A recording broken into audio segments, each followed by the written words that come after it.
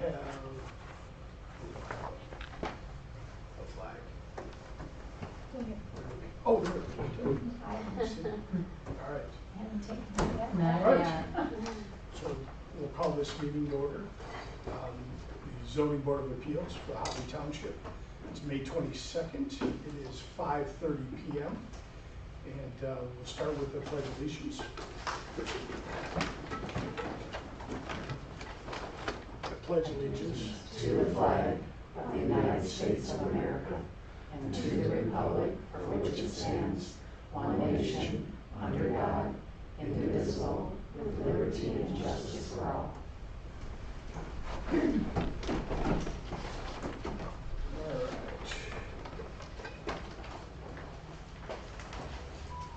So first item is the agenda. Roll call. But we gotta do roll call first, so. Okay. Ryan? Here. Murphy? Yes. Mazik? Here. DeSessa? Stoner? Here. All right, the agenda approval. This is a public hearing for Daniel and Karen Cohen, the variance request for Chapter 32 zoning, Section 32104-104, Schedule of Regulations, it's rear yard setback and parcel number 0123431029 on East Lakeshore Drive in Holly, Michigan, in a SR suburban residential district. Move to approve the agenda? Second. All in favor? Aye. Aye. Opposed? Karen, we don't have one of the board members, are they late, or do we need to? He's not gonna make it. Do we need to? You can excuse him. Oh, so I should probably, I'm sorry. That's So, and who are we? Bill DeSessa, he's newly appointed. Okay, I'm sorry, what was his name? Bill DeSessa. DeSessa? Mhm. So we excuse Bill DeSessa from the meeting this evening. I'll second Okay. All in favor? Aye. Opposed? Okay. And that is carried.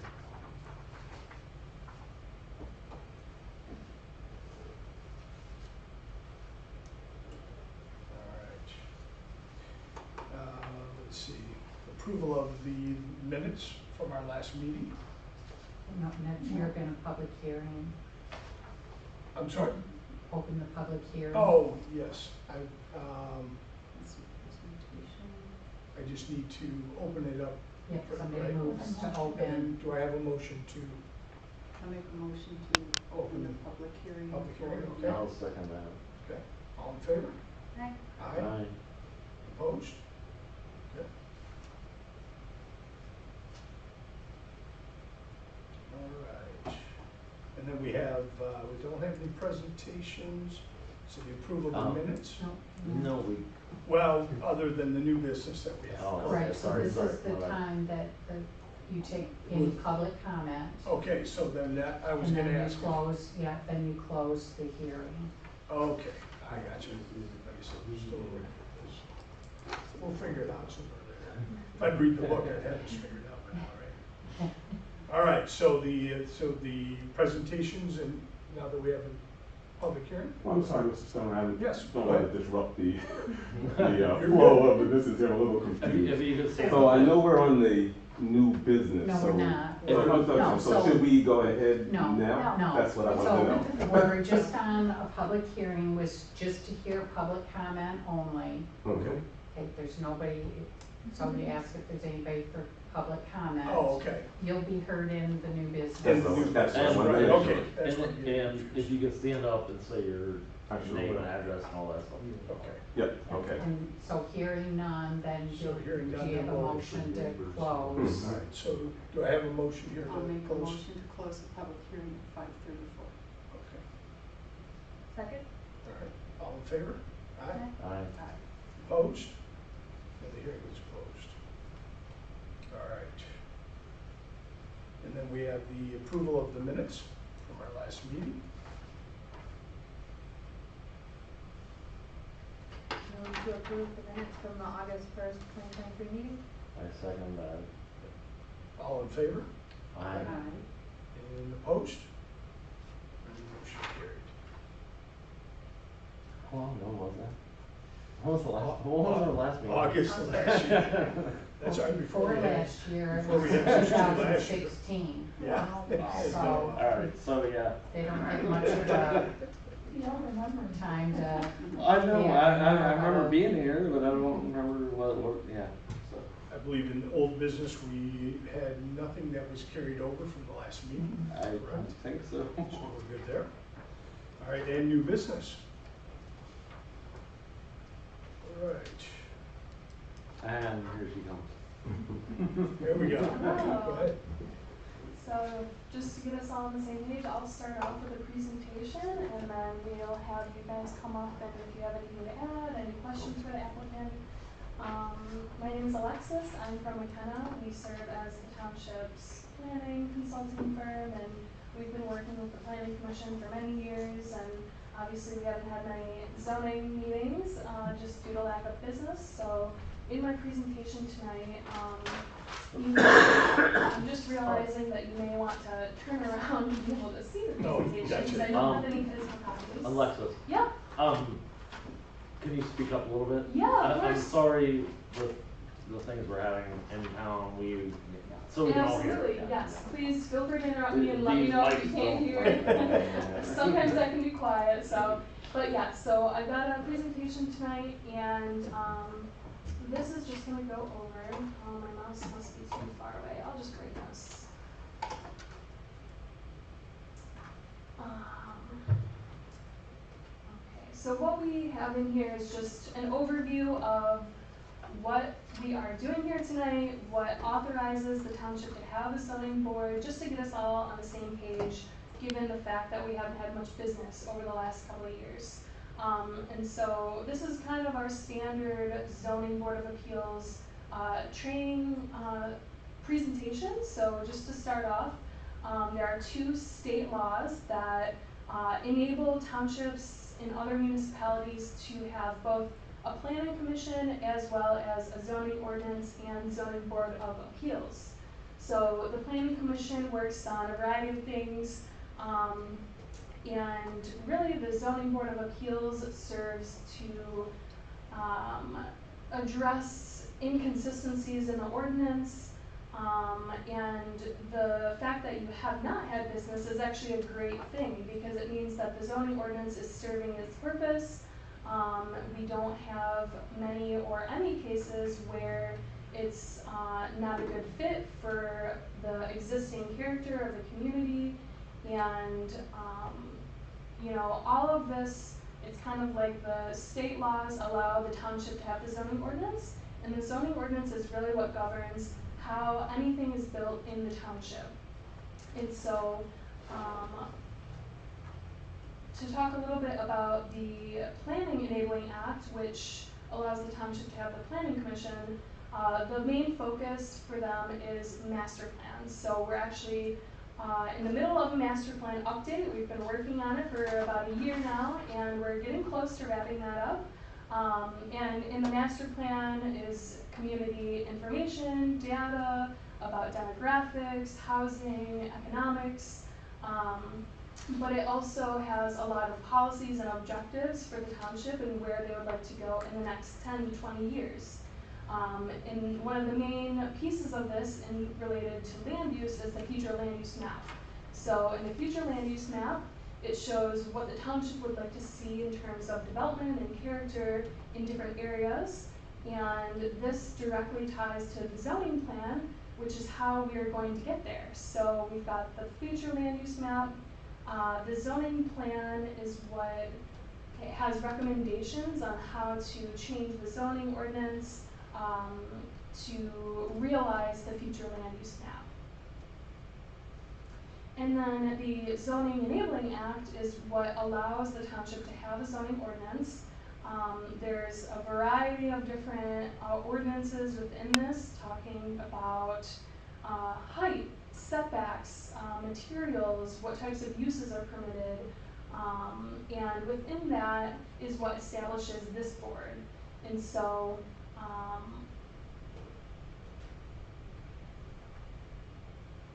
it establishes the board, and your task is to essentially interpret cases. Folks may apply for a variance from the zoning ordinance, and there are certain standards which are laid out in the memo that we sent with the packet. And this is to make sure that we have sort of an organized manner in which we're making decisions. So we've got the ordinance, which is 99% of the time we want everyone to follow. And sometimes there are unique cases or circumstances or even issues within the ordinance that may require a variance from that law. And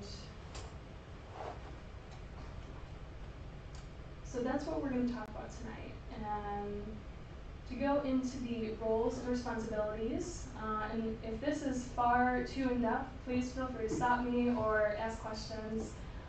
We just wanted to, again, set the tone. And so part of the entire planning and zoning department or team, you could call it, are a variety of groups. So you have the governing body, which is the Board of Trustees, the Planning Commission, Zoning Board, Zoning Administrator, as well as staff professionals, which includes our firm as well as the Township Engineer, which is HRC, and the Fire Department. And what we wanted to stress in showing this is that we are here to provide our advice based on our expertise, best practices, how we are interpreting your local ordinances, state laws, but ultimately it is up to you to decide. So we are here to offer our expertise, but we aren't the ones making the decisions. So we're here to answer your questions, offer guidance, and that may not always align with what you think. So sometimes there may be conflicts, and that's okay. I'm sorry, but I need to make something clear, Sure, like from please. the attorney side of it. Absolutely. Is that if you are to deny, you have to be very, very specific on and give the exact reason in detail why Absolutely. you would deny.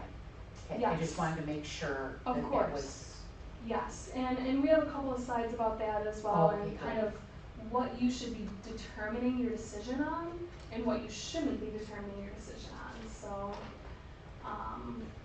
and again, this just goes into sort of the different bodies, and Planning Commission and Zoning Board are both appointed, and obviously the Board of Trustees is elected, and they all have different roles when it relates to these different matters. So the master plan, zoning ordinance, when we make amendments to those things, or when there is a construction project, if someone comes in and wants to develop something, most often they'll have to go through the site plan review process, and so all of these complicated processes kind of intertwine together.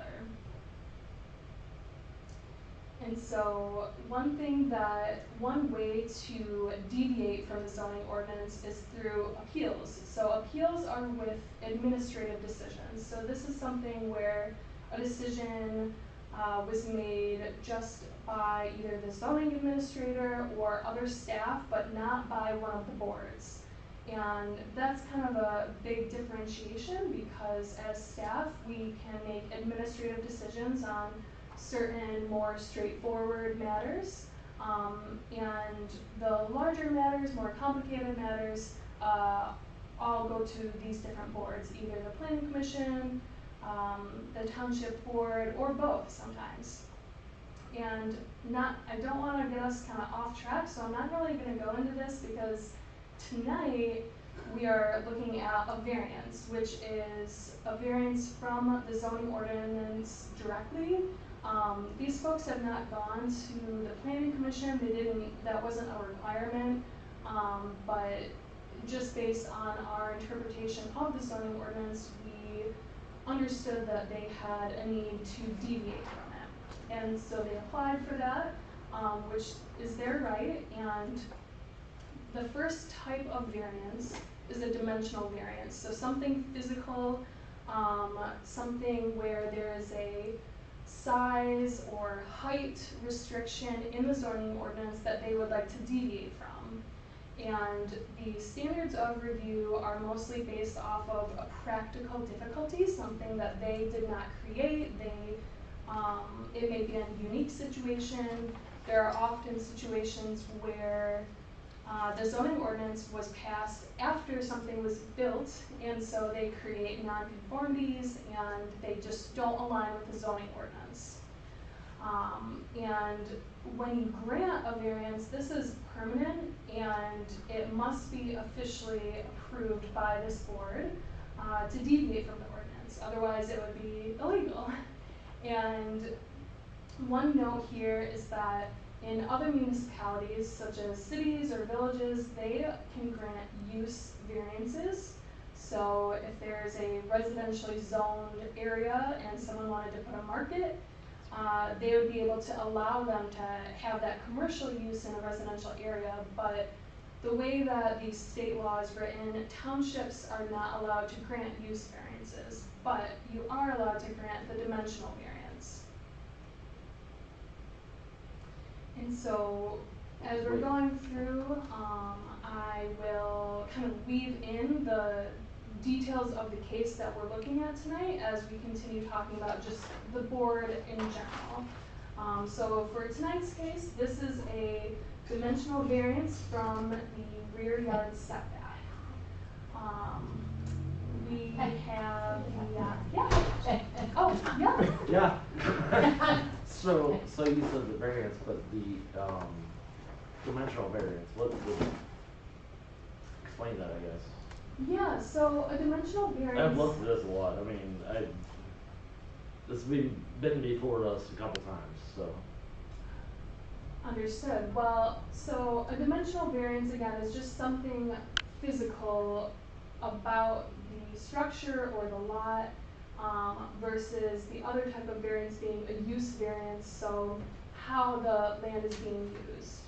Right. So it's just a distinction in the law of. I mean, I know the property. I know I've been there, and Mm-hmm. I don't know. This is just her presentation, she's. Okay, yeah. sorry. No, I was it's just okay. asking If you have questions. questions, feel free to interrupt me. But yeah, so to get into the specifics of this case, up here is just a list of the standards of review that are also in the memo. These are pretty much standard across the state for any municipality that is seeking to grant a variance. And within the review, we really go line by line, considering the circumstances of this case against these standards. And so, are there special conditions and circumstances unique to this property? In our review, we found that yes, there are. Are these conditions self-created? We found that no, they were not. The conditions of the way that the parcel lines or the property lines were drawn, they were drawn back in the 1930s, and that was long before the zoning ordinance was in place. And so that was not created by the homeowners or the property owners. And then the third one, so literal interpretation of the ordinance. Would this ordinance deprive the applicant of rights enjoyed by everyone? Because we don't want an ordinance to single folks out. We want it to be sort of an equal playing field.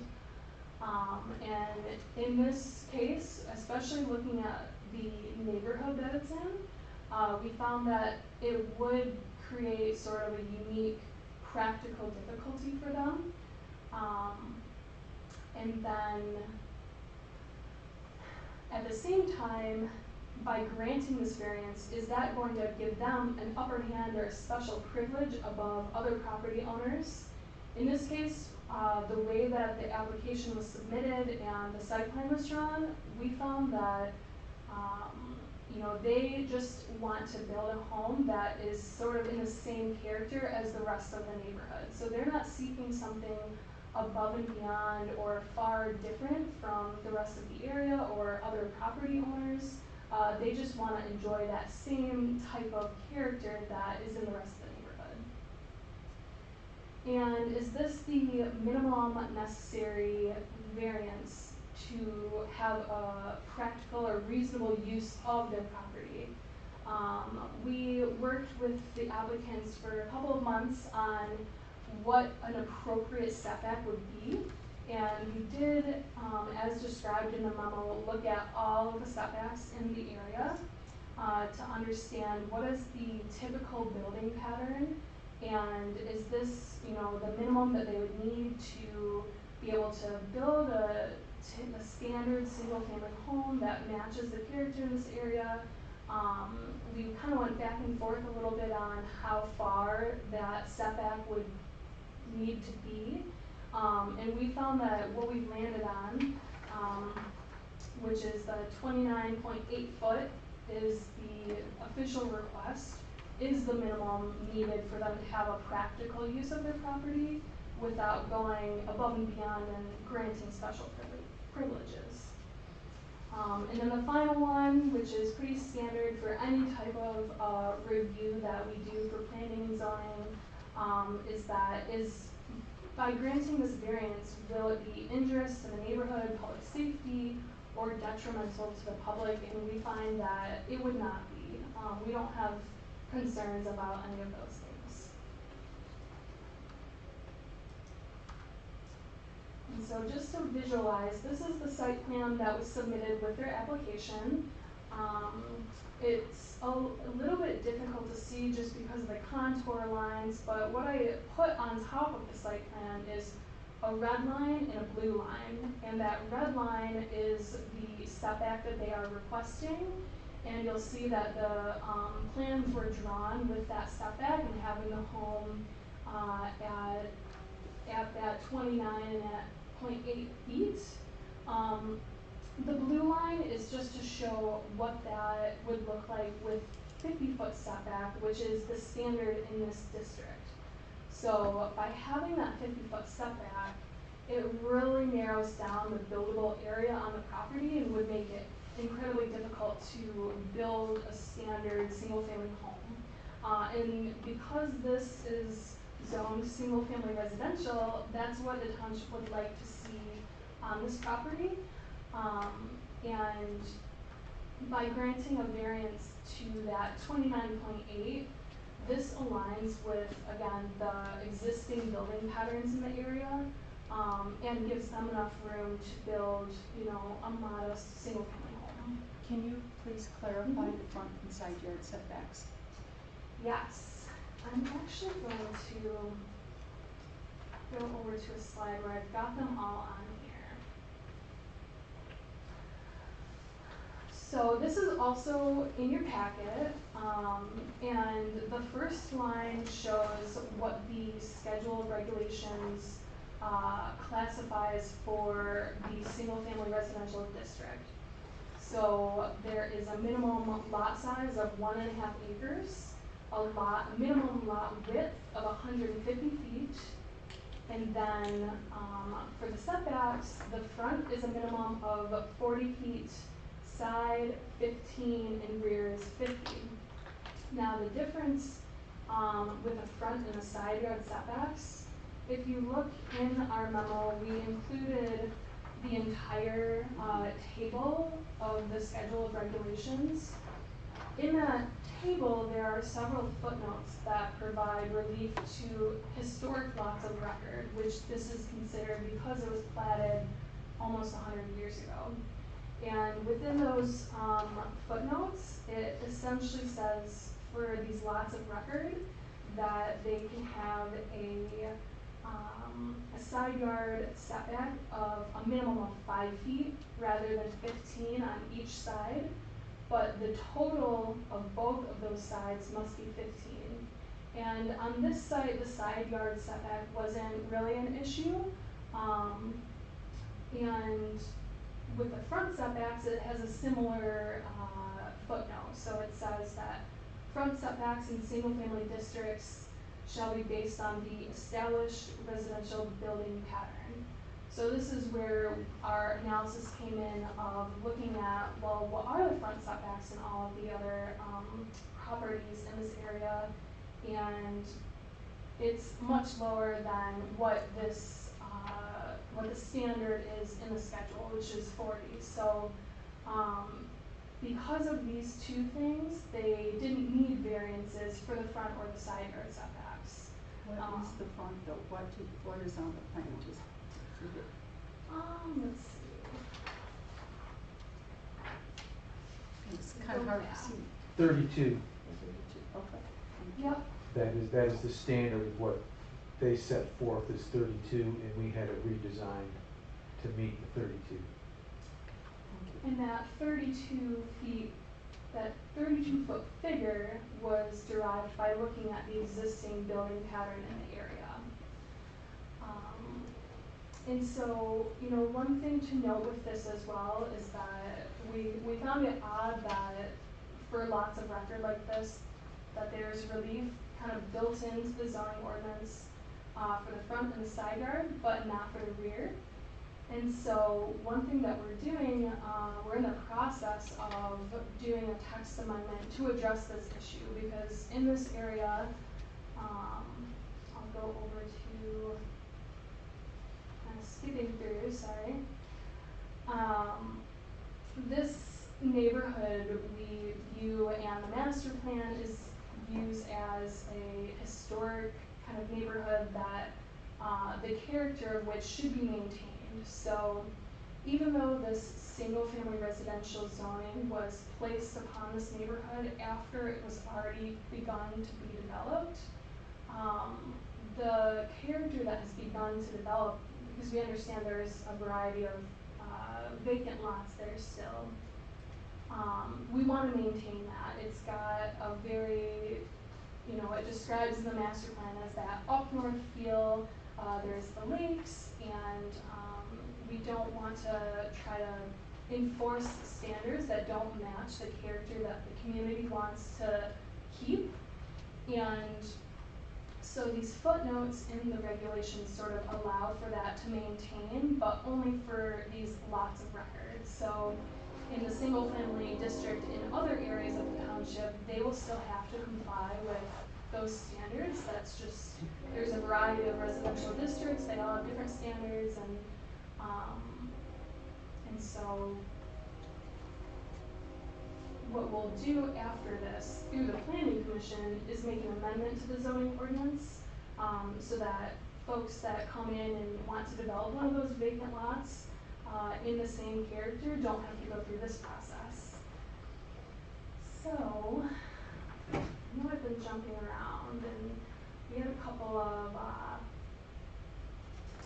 sort of additional training slides about how you should be interpreting these standards and how you might make your decision. And so, you know, of course, the first thing is always to be knowledgeable about the case. And I know Pam mentioned that she looked at the master plan, the state law, the memo, you know, trying to understand all of the context to be able to make an informed decision. And then also during meetings, what you've already been doing, asking questions, making sure that you understand all of the details. This is also why we ask the applicants to be here if there's something that maybe wasn't addressed in our memo or in the application, so that we're all on the same page, and also that your decisions are based on the facts of the case. So the standards in the zoning ordinance, this established building pattern that we did an analysis about, things that are not subjective. You want it to be objective. Just, Objective. yeah, based on the facts, yes. And so, we can also share this slide deck out after. It just has a lot of good information about, you know, how to function as a zoning board, and because, you may not meet very often, you can reference this if it's 6 months, 12 months from now.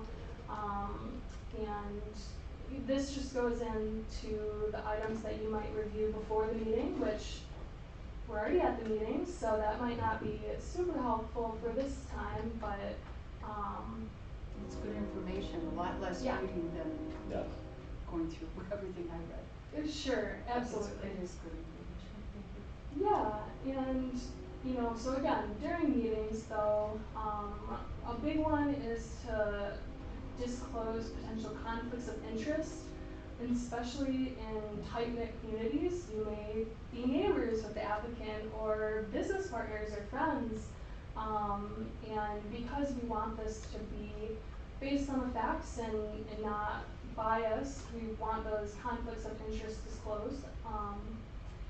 And then second, to direct comments through the chair. This is just good practice for any board, and to kind of keep things even cool. And sometimes with a public hearing, you might get a lot of folks out, and it's kind of a good way to funnel comments through the chair. And this third one, conducting all deliberations in the open. This is sort of speaking to a state law called the Open Meetings Act. So that is something that we don't want public municipal matters to be discussed or determined behind closed doors. It's the right of the public to be kind of informed about what's going on and why decisions are being made. So that's why that one is in there. And then, as you've been doing, continue to participate in the discussion, ask questions, clarification.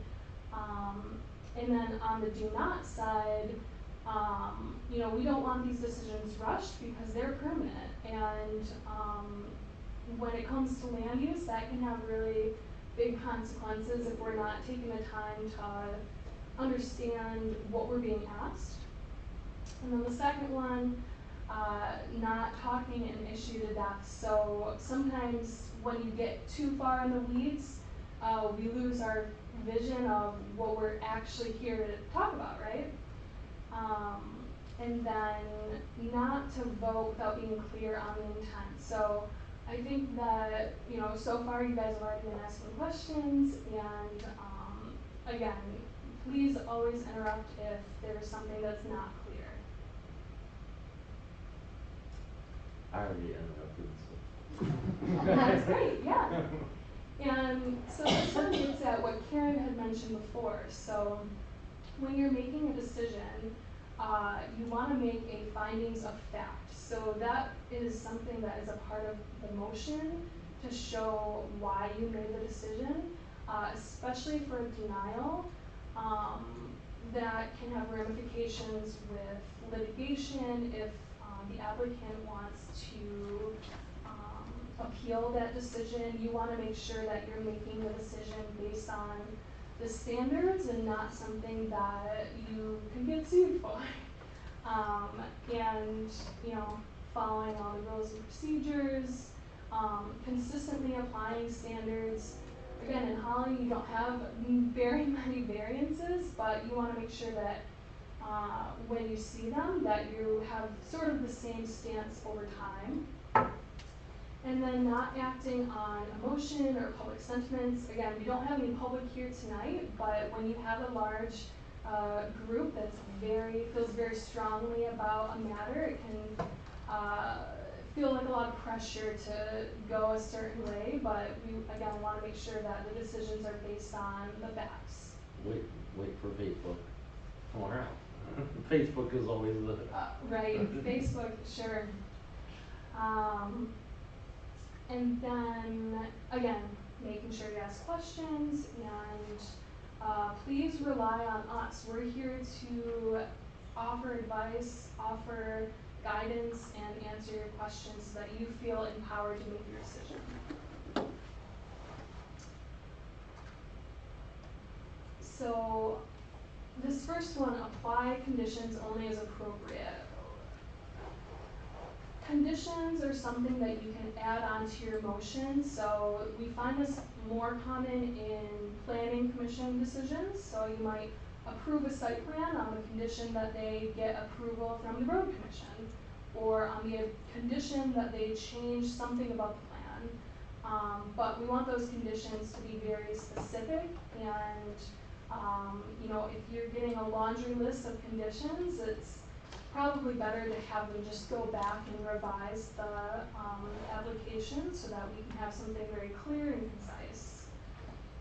And then keeping accurate and complete records, maintaining and publishing meeting minutes, and correcting mistakes. These all sort of go back to making sure that things are open and clear to the public. We want to make sure that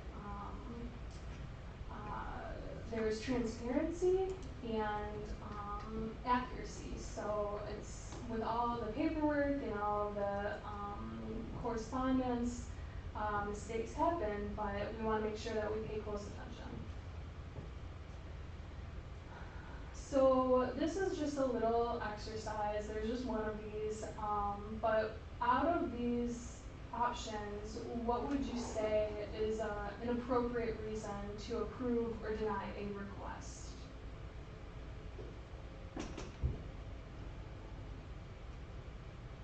Maybe read them. You said it inappropriate? I Which said maybe one? read them, that's all. Which would be it appropriate, a good reason, yeah. So A, many people came to object. It's the only sign, building type, etc. that they make. C, it will make the area better or worse. D, we know that he or she will do a good or a bad job. E, I like or don't like the way that it looks. F, the ordinance is too strict or too lenient. Or G, we will get sued if we do or don't do something. Well, based on those, you would never want to approve.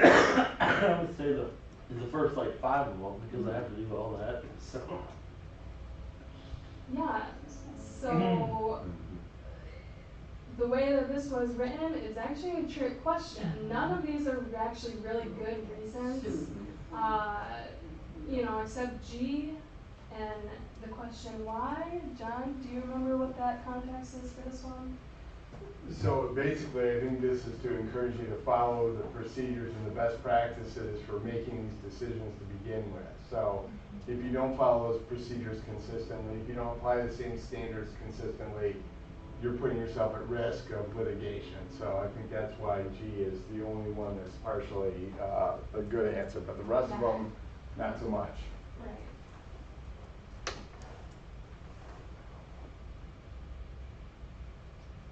So we're going to get back into tonight's case after this, but when you do, if you have to turn down a request, you know, you shouldn't necessarily feel bad about it. You'll want to consider the hundreds or thousands of property owners that did comply with the standards. Again, that's sort of speaking to the equal application of the zoning ordinance so that everyone is considered equally under the law. The amount of time and effort that has been spent developing the zoning ordinance. This is something that we as planners, we as the township have put a lot of time and thought into. And again, in a perfect world, you would never have any variances that would or should be approved because that would mean that the zoning ordinance is functioning the way it should. And then, again, the effectiveness and enforceability of your zoning ordinance, if you get into a pattern of saying, well, you know, you can deviate because that's all right, go right ahead, you know, that's where you, again, like John was saying, you want to be consistent and stay away from, well, here and there we let folks do it because you open yourselves up for potential litigation. So going back into tonight's case, have you all had a chance to kind of consider the standards in the memo, and do you have any questions?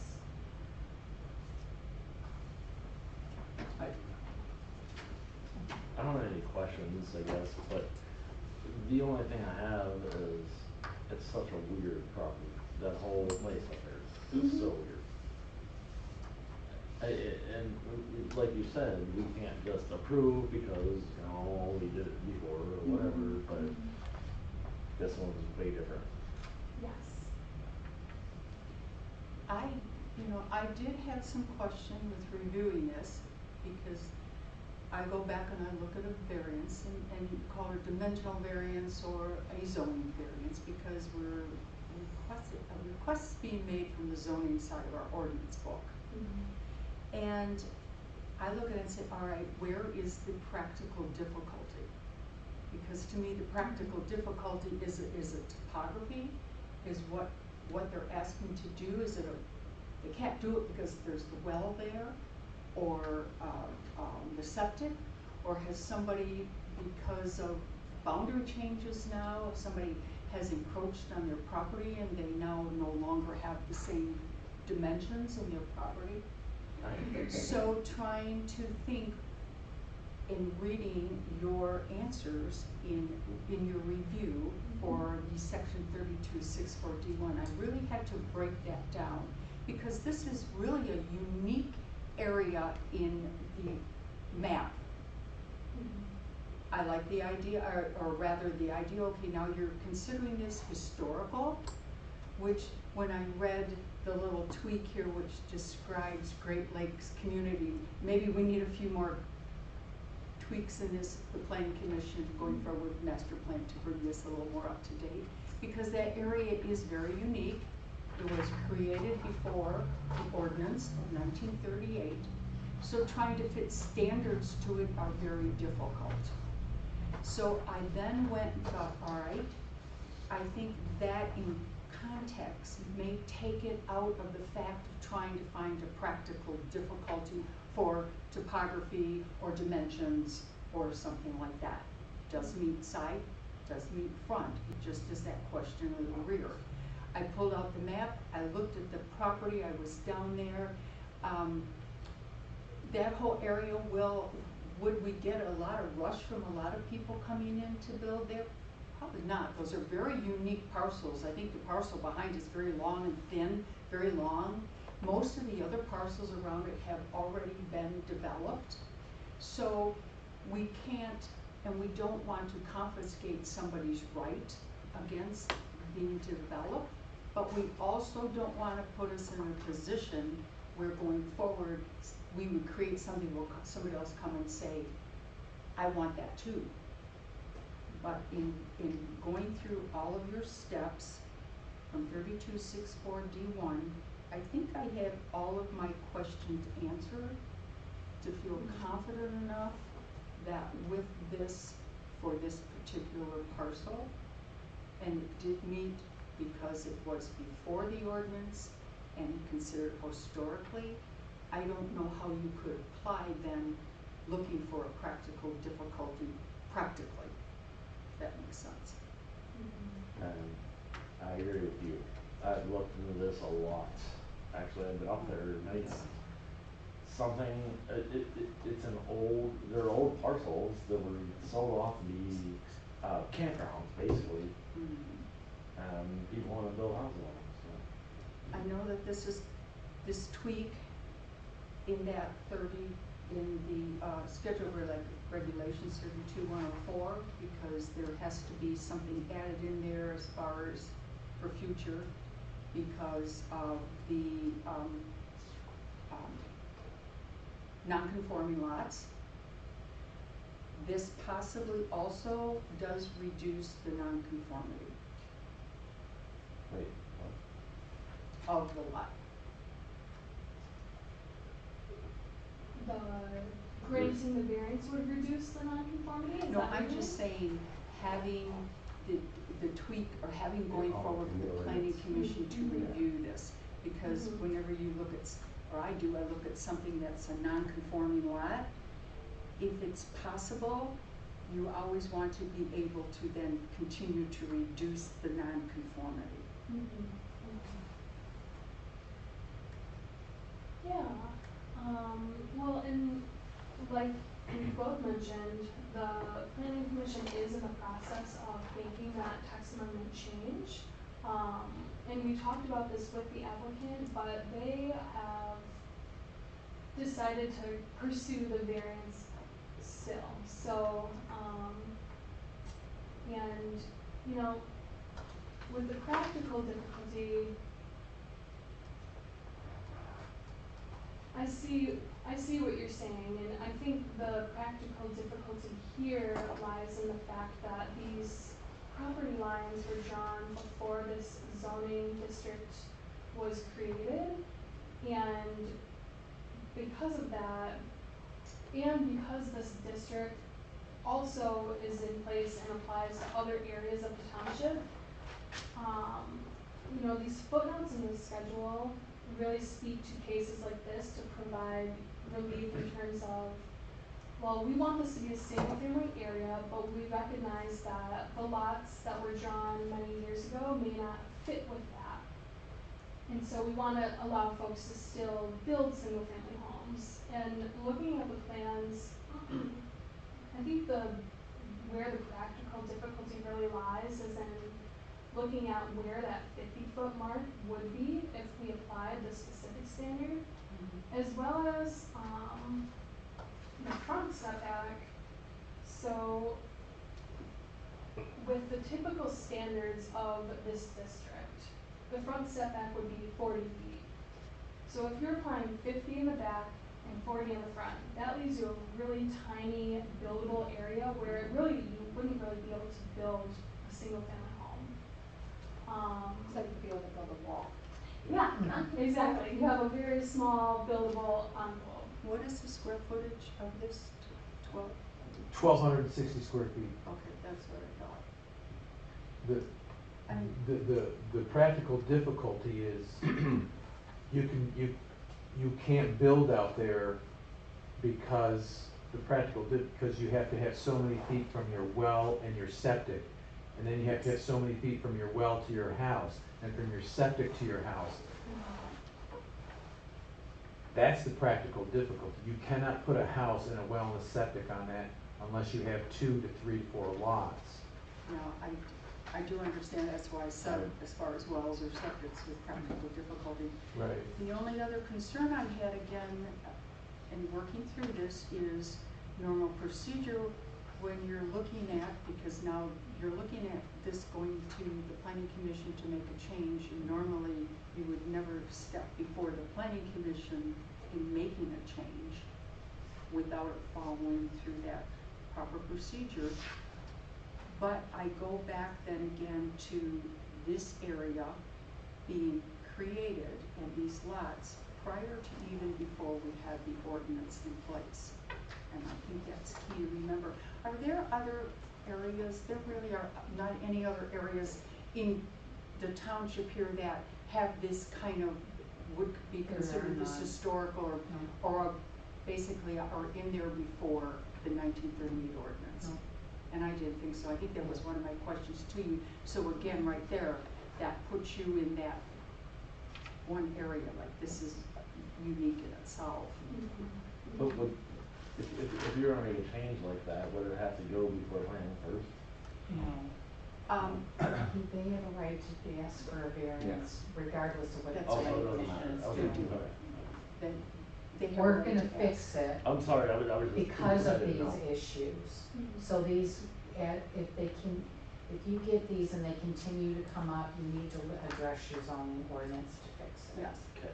Like I So said, if this we're was- doing that, but they have their reasons why they don't wanna wait for us to do that. Gotcha, okay. Well, if, and as I said, I think if it was another area, if there was another area where your zoning matched or something and you're asking to make a zoning change, but there is no other area in the township that is considered there prior to when the ordinance went into effect in 1938.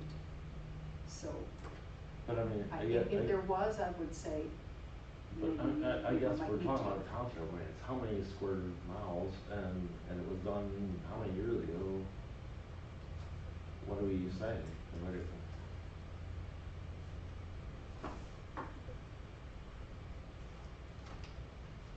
So maybe a good next step would be to allow the applicants to, Absolutely. present any additional information and we can kind of go from there.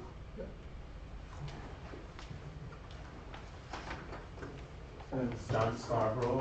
I'm the attorney who actually followed up with Deborah Cohen's as far as bringing the suit to Oakland County. He was denied about a year ago, and at that point, and came to me and said, hey, and I must admit first, I'm a resident also of Great Lakes, property owner there for 10 years, bought a place, totally redid the property, and so I'm very aware of what's going on in the subdivision. So when the Cohens came to me late last year after being denied, of course, we tried to follow suit and say, okay, can we get this done? And we couldn't, and we spoke to Ms. Winchester and everything, and said, okay, we're going to follow the suit, and which we did. However, Lisa, the township attorney, gave me a call, and also being a resident, I thought it was important. She says, hey, you know what, we're working on this right now. We want to review this. So, and there may be some changes, and we're going to see what we can do. And so she says, hey, why don't you just pull it back and give us time to work with this, which is what we did. So again, I'd rather work with the township than fight the township. And again, being a property owner for the last 10 years, I thought it made sense to do that. So when we did that, we tried to fit within the SR1 designation, the acre and a half, and all of the different things that we thought we needed to do, which required 5 variances, which is a lot. And we couldn't.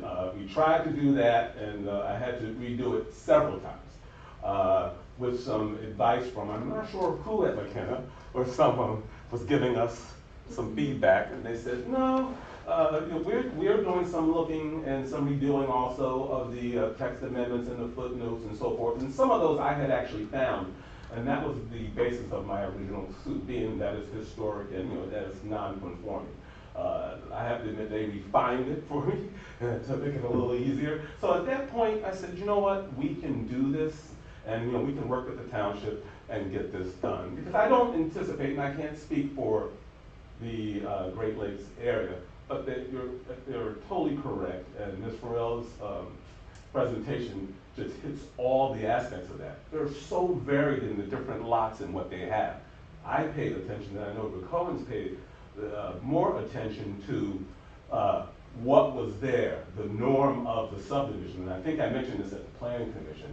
There's 64 residences there, and this is 100% on point what we're proposing with the entire subdivision.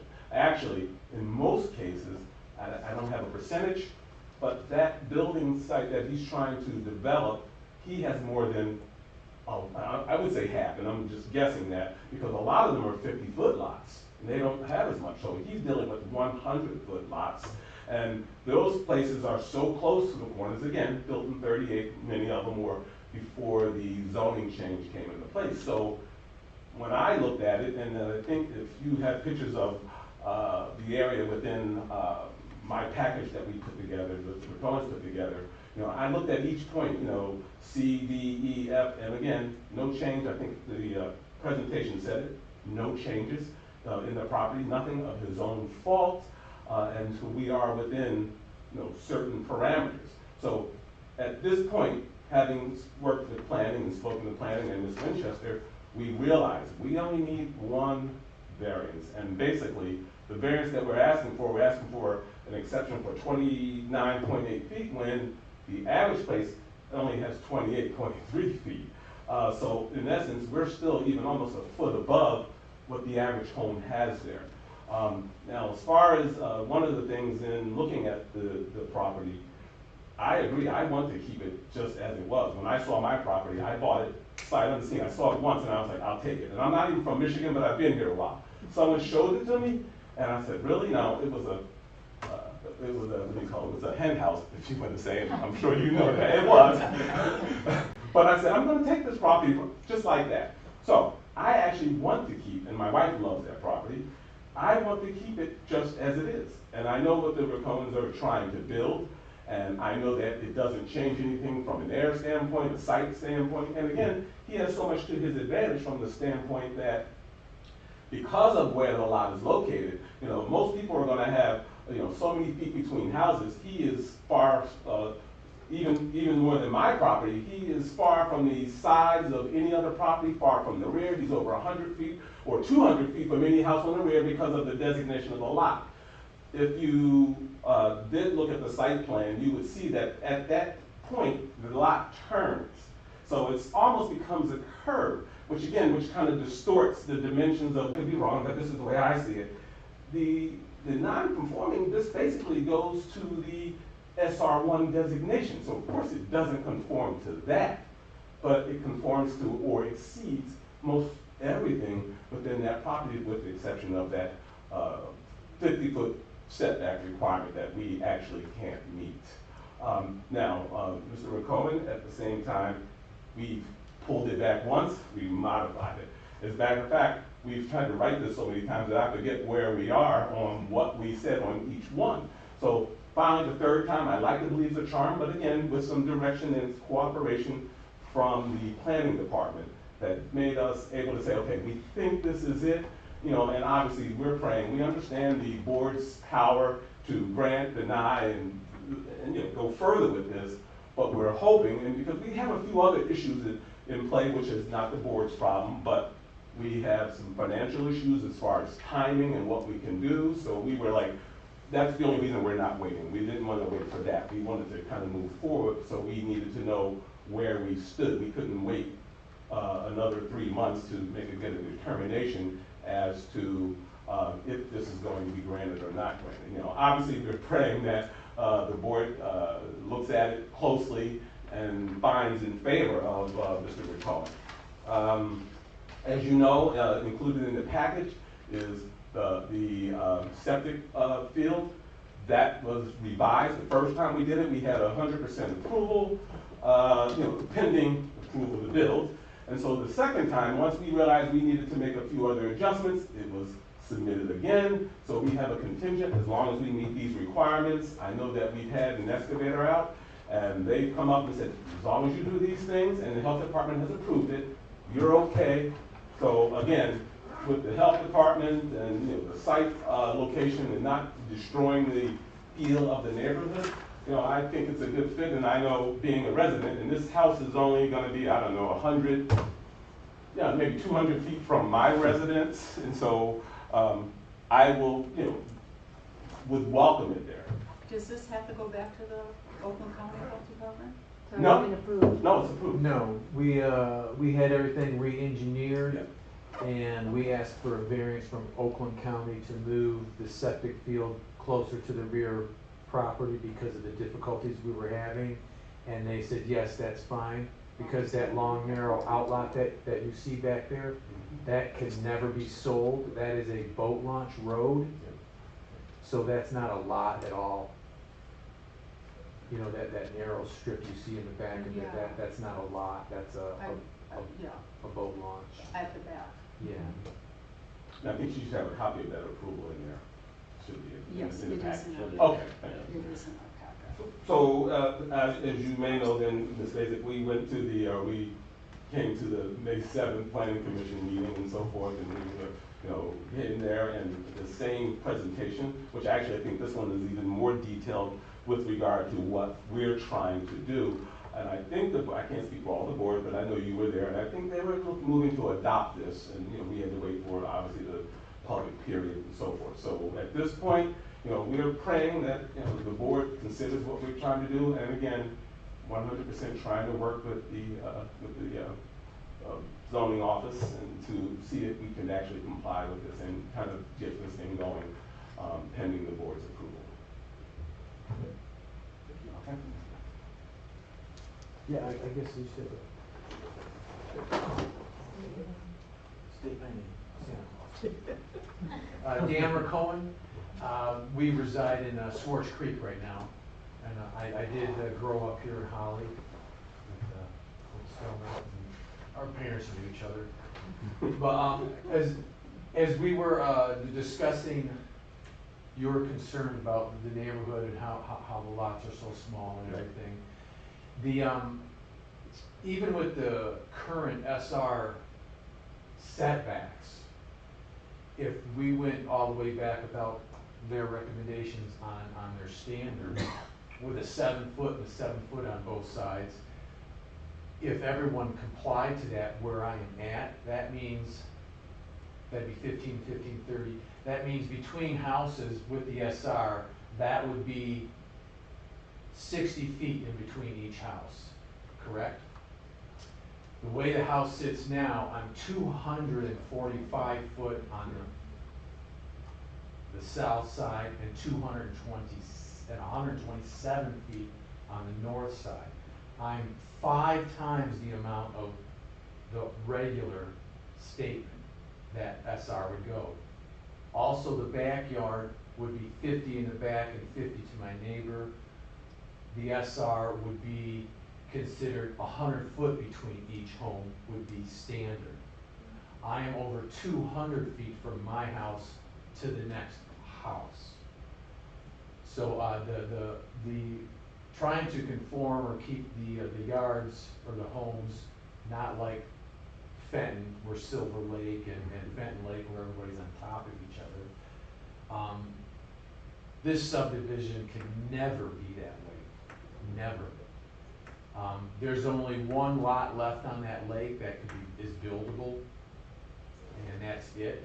One home could be built on that entire lake, and when you go out there, you can't even see homes on the lake because they are. Most people have 6 lots, 7 lots, 4 lots, and there's only one more home that could ever be built on the lake, on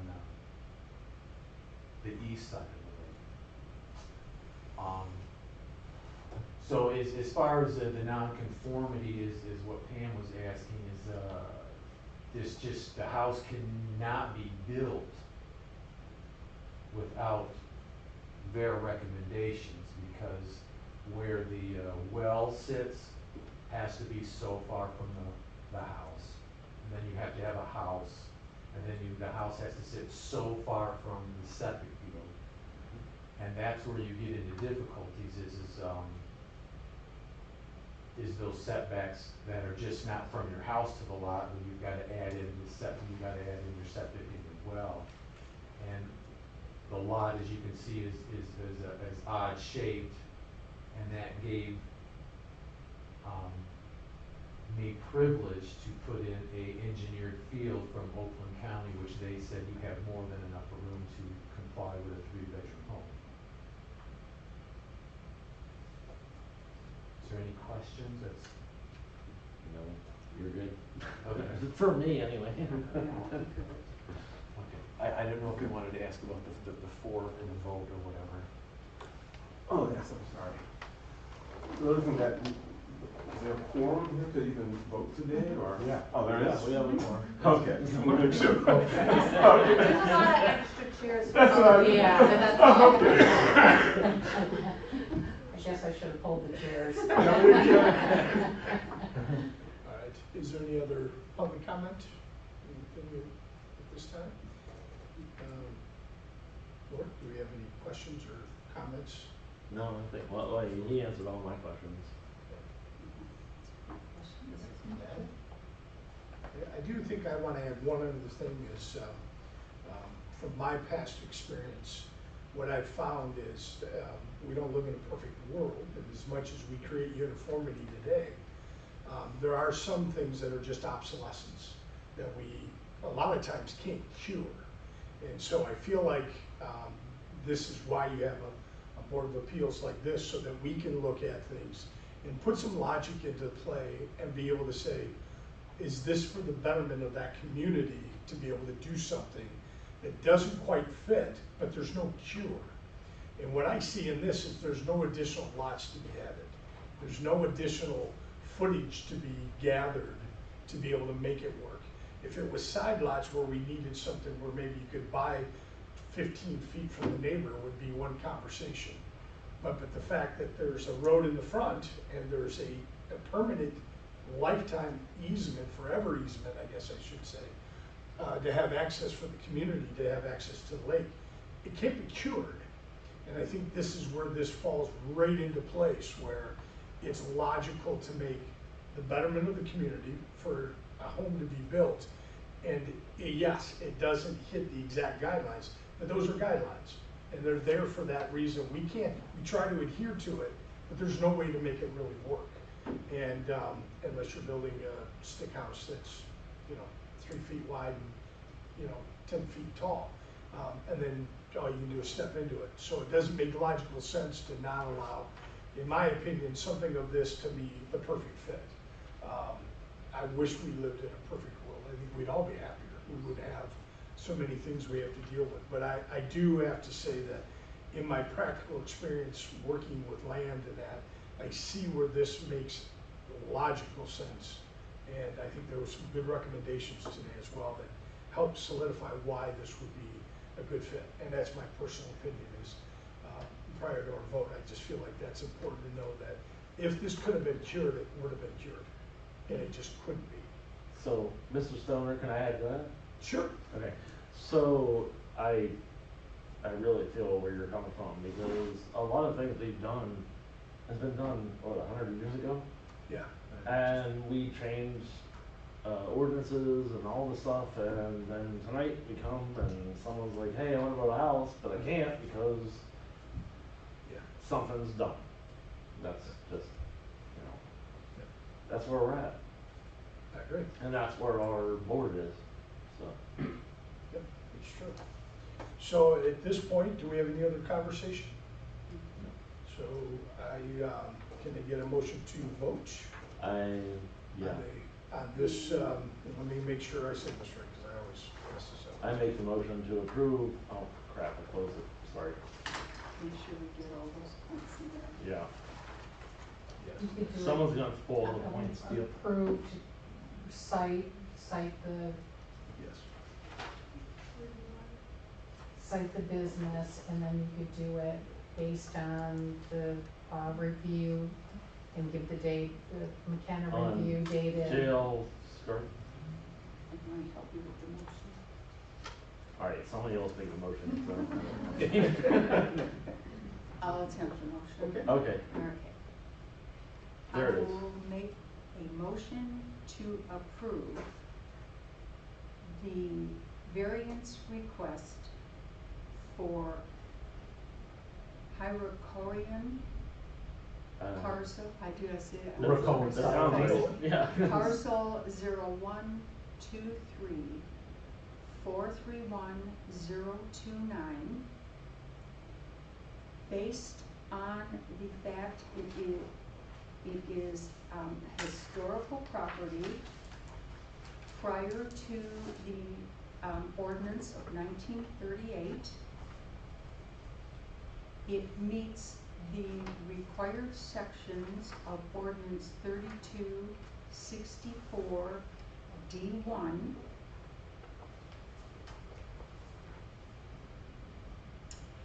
In their reduction of 20.2 feet to allow a 29.8 foot setback. And based on the recommendation of the planner in their letter of May 15, 2024. I'll second, see how easy it is? What was the date of May 11? 15th. May 15, 2024. All in favor? Aye. Opposed? Do we have to take a roll call? And then, Oh, that's no, right. there's No, not no, money no. involved, we don't have to take a, do we? So- Oh, No, I thought we had No. to take a roll call. unless there's money involved, we don't have to. All right. You gonna give me money? I mean, if someone has a car, we. All right. And so we're here for adjournment at this point, but I just want to say thank you and appreciate everyone's patience as I'm learning how to be the leader of the board. So I've never done it, so I got volunteered. And it was fun, so thank you for allowing that. Nice At and this point, slow. I would like to. No, we appointed you. I know. But you, I'm doing it. because I didn't wanna do it, nobody else I wanted to do it. appreciate You it. should So get it. I thank everybody for it. I do want to make one more comment. I appreciate all the work you guys did. It is nice to have even a deeper understanding based on what we know just in our, as common folk in the community, There are things that we don't know and understand, and I think we got some insight as to how to look at applying things appropriately. Sometimes even logic says this, but we need more depth, and so that was nice. That was very beneficial, very beneficial. Was very Right. much. Thank you so much. And, Well, good luck with your house. Thank you. It's a nice area down there. yes, and the meeting, and so is, Can I it's turn now off the 6:40. camera? We gonna stop? and Keep the talking? meeting is Thank you. Thank you.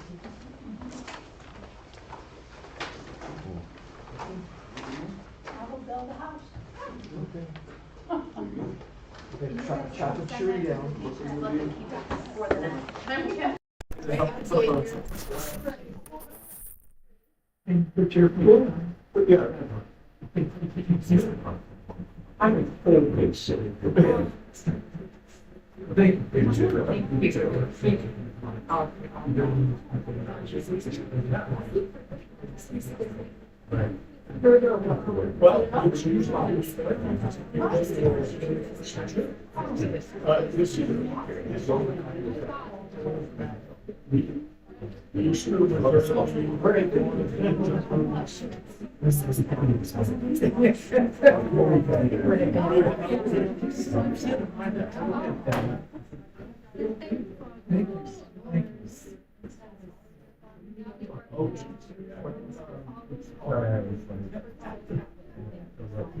recommendation for the 2 weeks. It's good. It's a lot more. I mean,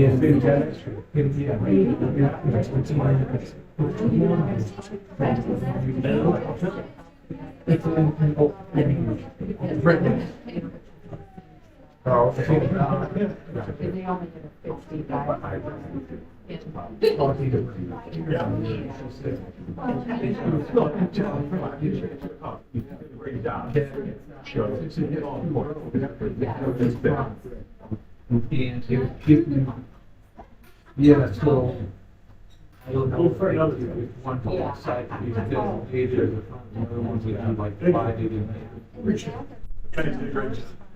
So that would be addressed because there's stuff in So because of the front setback, you're saying it would be hard to build on that lot as well.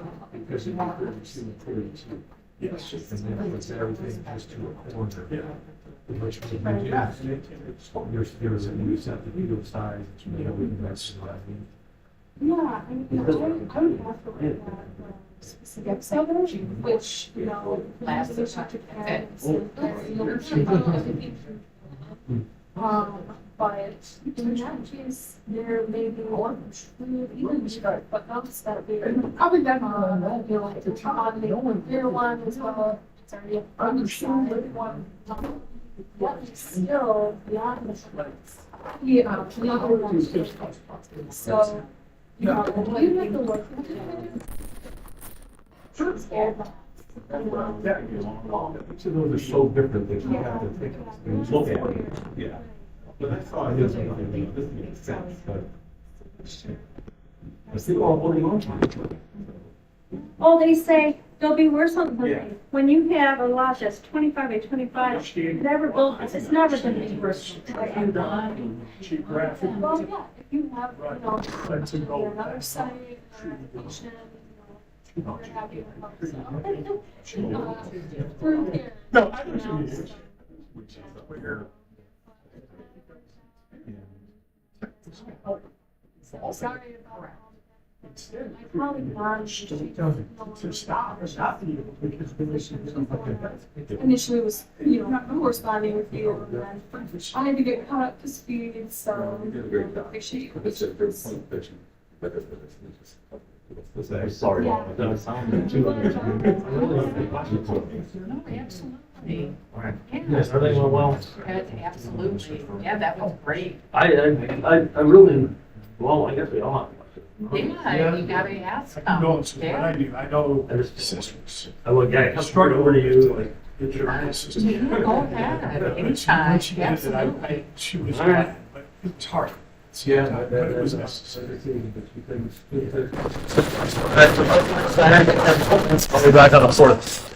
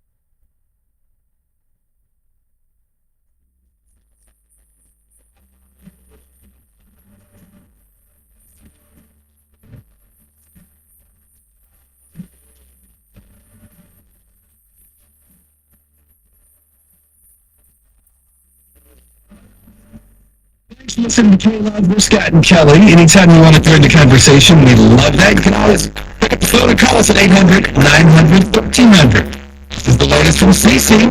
That's my kid.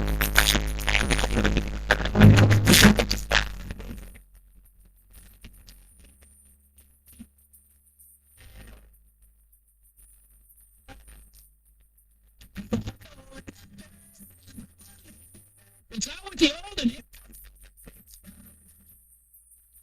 Plastic relief to people with drink.